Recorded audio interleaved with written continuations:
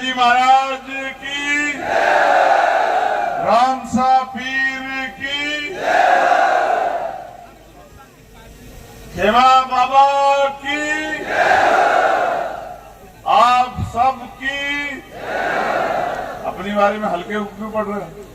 जोर से बताओ, आप सबकी। जब आपकी जय होगी तभी तो हमारी जय होगी। बहुत बहुत धन्यवाद। जय भीम, जय भारत। बाइतू की ये पावन धरती,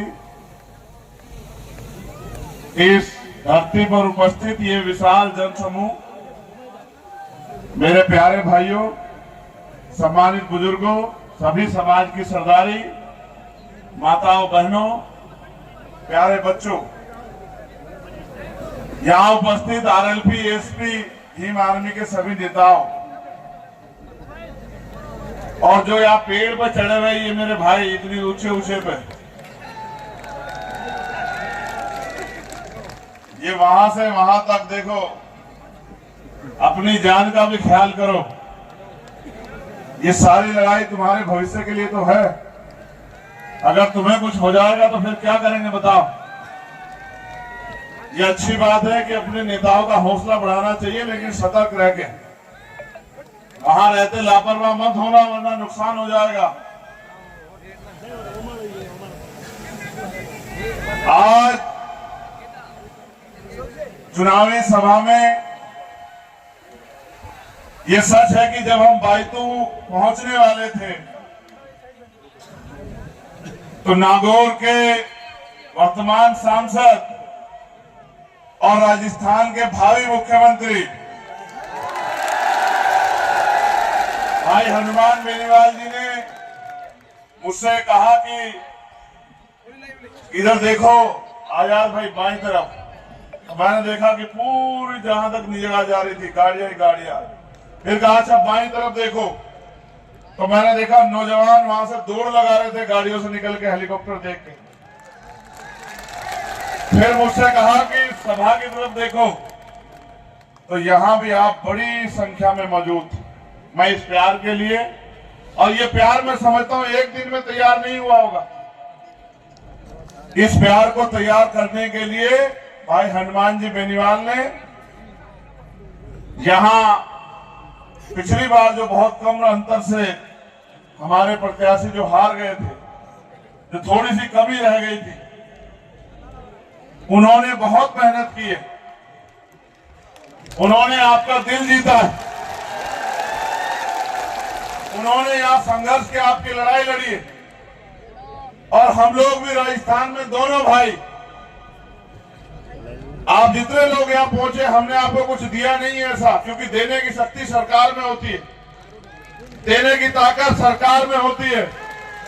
अगर हमने ये प्यार कमाया है तो वो मेहनत से कमाया, संघर्ष से कमाया, लड़ाई लड़के कमाया, जेलें काट के, मुसीबतें झेल के, लाठियां खा के, अपमान सह के कमाया। मगर ये प्यार कितनी हिम्मत पैदा करता है आप नहीं सोच सकते। जब आप हौसला बढ़ाते हैं, जब आप जो उम्मीद आपसे की जाती है उस पर खरा उतरते हैं, तो फिर हमारा ये प्रयास होना चाहिए कि आपके मन में चलने वाला आपका एक भी सपना अधूरा ना रह जाए, उस हर एक सपने को पूरा किया जाए। मेरे प्यारे भाइयों, परसों आपको फैसला लेना कि राजस्थान में आगामी 5 साल नौजवानों के लिए,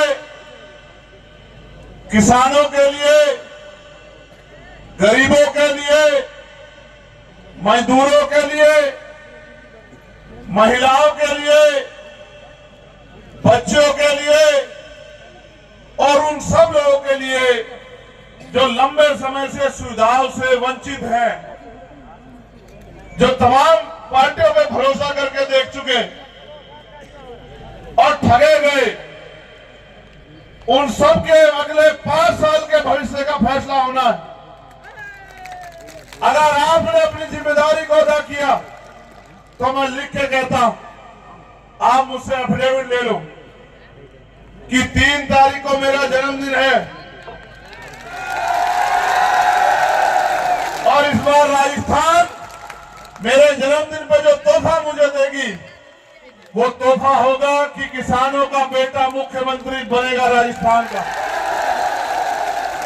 लेकिन मेरे प्यारे भाइयों, अगर राजस्थान का मुख्यमंत्री इनको बनाने के लिए कोई व्यक्तिगत मुझे जोर लगाने होते तो मैं इस काम को कर लेता सबसे लड़के। मेरा तो वोट भी यहां नहीं है, यहां तो ये ताकत आपके हाथ में है, आपके अंगूठे में है। मेरी बात पर गौर करना, किसी भी समाज के पास 5 तरह के बल होते हैं। पहला बुद्धि बल, दूसरा बाहुबल, तीसरा धन बल, चौथा जनबल और सबसे जो जरूरी होता है वो होता है मनोबल।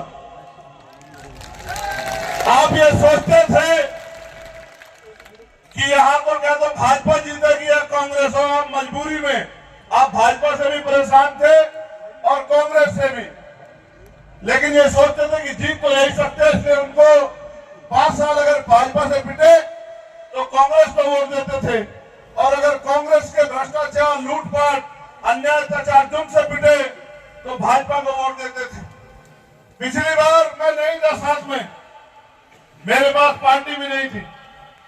जब आपके यहां चुनाव हुआ तब मैं 16 महीने की जेल काट के आया था, और मेरा अपराध ये था कि जब गरीबों के साथ अन्याय हुआ, जुल्म हुआ, तो मैंने ऐलान किया कि ये अन्याय अब हम सहेंगे नहीं, और लड़ाई लड़ी। सरकार ने मुझे 16 महीने जेल में रखा। जब मैं आया जेल से तो यहां चुनाव चल रहा था 2018 में। मेरे भाई हनुमान बेनीवाल अकेले लड़ रहे थे, तब ये उम्मीदवार राम बेनीवाल बहुत कम वोटों से हारे। इस बार तो चंद्रशेखर आजाद खूंटा गाड़ के इनके साथ है। इसलिए साथ है क्योंकि मैंने पिछले लंबे समय से इनको लड़ते देखा, और मैं उम्मीद करता हूं कि जब हर आदमी आपको बेवकूफ बनाने के लिए लगा हो तो आपको अपने बीच के व्यक्ति को ताकत देनी चाहिए, किसी के भरोसे नहीं रहना चाहिए। तो आपका मनोबल गिरा हुआ था।